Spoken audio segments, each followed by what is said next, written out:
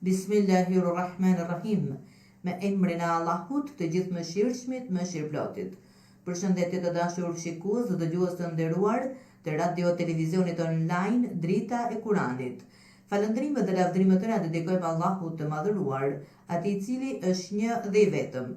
As ka lindur kënd, as nuk është i lindur prej kujt, as kush në gjithësi nuk është i barabartë me Allahun.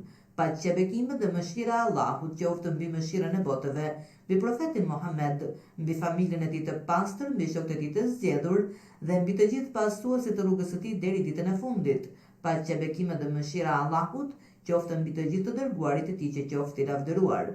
Shikues dhe dëgjues të nderuar, ju përshëndes me përshëndetjen e bukur të Islamit, përshëndetjen e paqes, selamu aleikum wa rahmatullahi wa barakatuhu. Paqja, begatia dhe mëshira e Allahut qoftë mbi ju.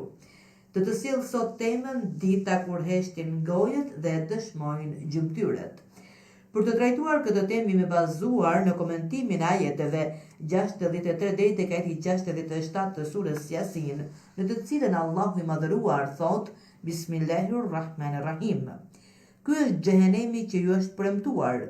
Sot hyni në atë xhehenem për shkak të mohimit tuaj. Sot ne i mbyllim gojët e tyre dhe do të flasin duart e tyre e do të dëshmojnë këmbët e tyre për punët që ata kanë bërë. Sikur ne të duam, atyre u avërbojmë syt dhe ata do të dilnin në rrugë, por si do të shihnin? Sikur ne të duam, i gjymtojmë ata në vend dhe ata nuk do të kenë mundësi as të ecin përpara, as të kthehen prapa. Siç shihet në këtë grup ajetësh, shpaloset një pjesë prej qortimeve hyjnore dhe fjalën që i larti u drejton kriminalëve ditën e Kiametit. Po, atë ditë, kur para kriminalëve mohues do të shfaqet xhehenemi, Allahu i lartësuar do të kujtojë atyre premtimin e tij dhe për këtë të vërtet njofton i larti në ajetin e nderuar ku thot: Ky është xhehenemi që ju është premtuar. Te ju dërguan profetët njëri pas tjetrit, të cilët ju paralajmëruan për këtë ditë e për këtë zjarr, por se ju u tallët me fjalët e tyre dhe i vut ata në lojë, prandaj sot thot Zoti, hyni në atë xhehenem për shkak të mohimit tuaj. Pastaj i larti njofton se dëshmitarët që do dëshmojnë kundër njerëzve në ditën e Kiametit do të jenë gjymtyrët e trupit të tyre. Prandaj nuk e mbetet më vend që ata të mohojnë dëshminë e atyre dëshmitarëve dhe për këtë Allahu i madhëruar njofton e thot: Sot ne i mbyllim gojët e tyre dhe do të flasin duart e tyre e do të dëshmojnë këmbët e tyre për punët që ata kanë bërë. Po, në atë ditë, në ditën e Kiametit, gjymtyrët e trupit të njeriut nuk do t'i binden vullnetit e prirjeve të tij. Të gjitha gjymtyrët në atë ditë nuk do të pranojnë urdhrat e tij, por do të dorëzohen para urdhrit të Allahut të Madhërisëm. Sa e habitshme është gjykata e ditës së Kiametit? Në atë gjykatë dëshmitarët do të jenë vetë gjymtyrët e trupit të njeriut, ato gjymtyrë me të cilët ai bënte mëkate dhe bënte faje. Ka mundësi që dëshmia e gjymtyrëve të jetë për shkak se mohuesit kriminal, kur të shohin se ata do të futen në xhehenem, si dënim për punët që kanë bërë, do të mundohen të mohojnë krimet e fajet që kanë bërë, pasi ata mendojnë se, duke fshehur të vërtetat, mund të shpëtojnë, por pikërisht atëherë, gjymtyrët e tyre do të fillojnë të dëshmojnë për punët e veprat e tyre. Dhe të kuptohet që dëshmia e gjymtyrëve për çdo gjë që shkakton çudinë më të madhe të mohuesit kriminal, të cilët në atë ditë do të shohin se të gjitha rrugët për t'u larguar e për të shpëtuar janë të bllokuara për ata. Për sa i përket mënyrës se si do të flasin gjymtyrët e trupit të njeriut kundër vetë njeriut, ka disa interpretime, ne do të përmendim disa prej tyre. 1. Allahu i lartësuar çdo gjymtyre jep fuqinë të flasë, të ketë ndjenja dhe gjymtyrët do të pohojnë të vërtetën me sinqeritet. A mund të ketë gjë më të çuditshme se kjo? Allahu i lartësuar në një copë miqe të quajtur gjuhë dhe në trupin e njeriut ka krijuar mundësinë që njerëzit të flasin, patjetër ai ka mundësi që këtë fuqi ta bëjë për të gjithë gjymtyrët e trupit të njeriut. 2. Këtyre gjymtyrëve nuk u jep aftësia për të kuptuar e për të ndjerë, por i gjithë fuqishmi Allahu i madhëruar bën që ato të flastin. Në të vërtetë, këto gjymtyrë të trupit do të jenë vendi prej nga do të dalin fjalët dhe kështu, me lejen e Allahut të lartësuar, realizohet zbulimi i të vërtetave. 3. Gjymtyrët e trupit të njeriut ruajnë gjurmët e punëve që ai ka bërë në këtë botë.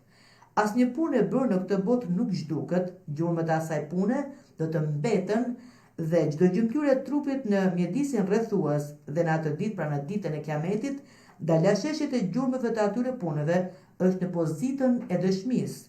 Ky fakt është plotësisht i ngjashëm edhe me të folurën tonë të zakonshme, kur prej shembullit, për shembull kemi një shembull kur themi sytë e tu tregojnë se ti nuk ke fjetur etj.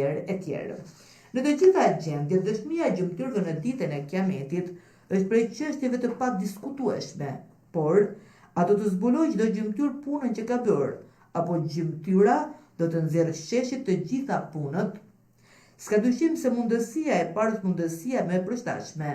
Prandaj, në ajetet të tjera kuranore përmenden edhe dëshmitë e veshit, syrit dhe lëkurës, ashtu siç shohim në ajetin 20 të surës Fussilet, ku Allahu i madhëruar thot: derisa ato u afrohen kundër atyre mohuesve, do të dëshmojnë syt, veshët dhe lëkurat e tyre për çdo punë që ata kanë bërë. Gjithashtu, edhe në ajetin 24 të surës Nur, lexojmë fjalën e të lartmadhërishtmit Allahut të madhëruar, i cili thot: atë ditë do të dëshmojnë kundër tyre gjuhët, duar dhe këmbët e tyre për punën që ata kanë bërë. Meriton të mbahet shënim fakti se i gjithëmëshirshmi në ajetin 24 të surës Nur thot: dëshmojnë kundër atyre gjuhët e tyre. Dhe në ajetin objekt studimi thot: sot ne i mbyllim gojet e tyre. Nga këto ajete përfundohet se në fillim mohuesit kriminal i mbyllet goja që të dëshmojnë gjymtyrët e tij dhe pasi ai të shohë të dëgjojë dëshminë e gjymtyrëve të tij. Për atë s'ka më vend që të mohoj, sepse tani më dhe gjuha e tij dëshmoi të vërtetën. Gjithashtu qëllimi me fjalën e gjuhës mund të jetë për fjalën e brendshme që del prej gjuhës së tij, ashtu siç del prej të gjitha gjymtyrëve të tjera. Domethënë, se gjuha me të cilën do të flasin gjymtyrët e trupit të njeriut nuk është si e folura e tij e zakonshme. Çështja e fundit mbi të cilën do të trokasim në lidhje me të folurën e gjymtyrëve, është se folura e gjymtyrëve do të jetë e veçantë vetëm për mohuesit kriminal, pasi llogaridhënia për besimtarët është e qartë, ashtu siç e lexojmë në transmetim të ardhur prej Imam Bakirit, në të cilin thuhet: gjymtyrët nuk dëshmojnë kundër besimtarëve, gjymtyrët do të dëshmojnë vetëm kundër atyre që kanë merituar dënimin. Besimtarit do të jepet libri punëve të tij në dorën e djathtë, ashtu siç njofton Allahu i lartësuar me fjalën e tij në ajetin 7 të surës El Isra. Atij që jepet libri i tij në dorën e djathtë, ata e lexojnë librin e tyre dhe atyre nuk u bët as padrejtësia me vogël.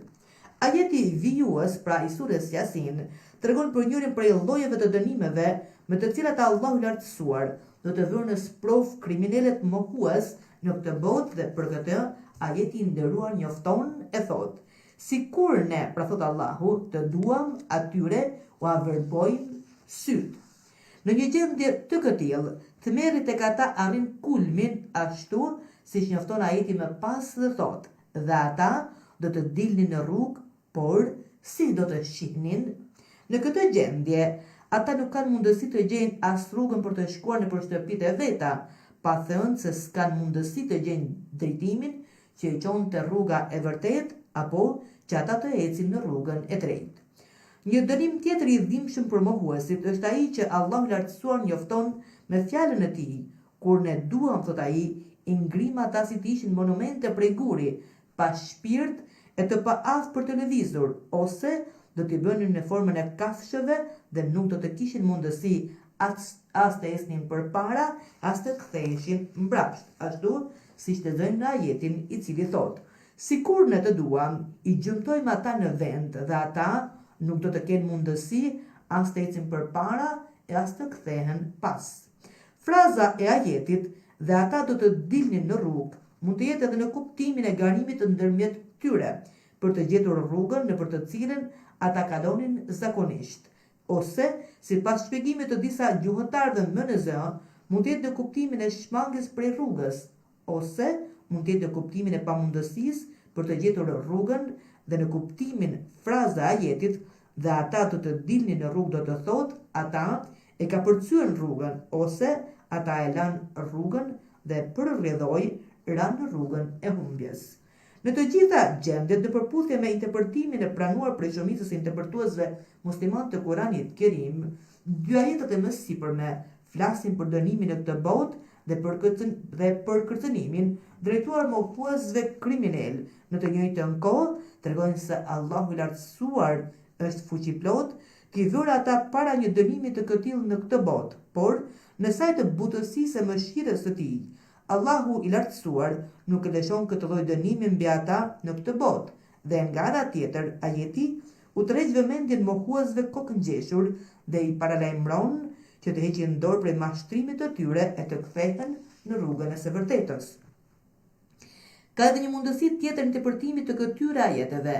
Këto dënime hyjnore do të ndodhin në ditën e Kiametit dhe jo në këtë botë. Në të vërtetë, i larti, Allahu i madhëruar, në ajetin e mësipërm thotë: "Ne u mbyllim atyre gojët", kurse në këtë fjali ajeti flet edhe për dy dënime të tjera që kanë ardhur në frazën kushtore, sikur ne të duam. Me këtë frazë Allahu i gjithdijshëm njofton dhe thotë, sikur ne të duam patjetër që do t'i lëshonim edhe këto dy dënime mbi ata.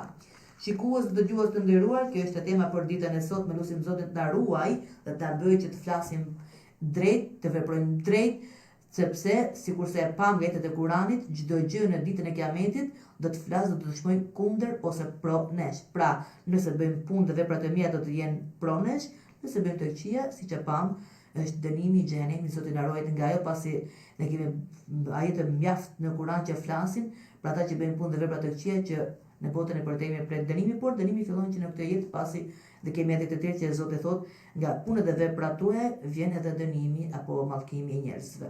Zoti na ruaj nga kjo gjë dhe qofshim prej atyre që zbatojnë urdhat e Allahut dhe porositë e profetit Muhammed, paqja dhe bekimet e Allahut qofshin mbi të dhe mbi familjen e tij, për të pasur një jetë të lumtur në këtë botë, një jetë të mirë dhe në botën e përtejme, në jetën e varrit, por inshallah dhe në ditën e Kiametit jemi nga ata që libren nga krahu i djathtë dhe fitojmë xhenetin pranë profetit Muhammed sallallahu alaihi wasallam.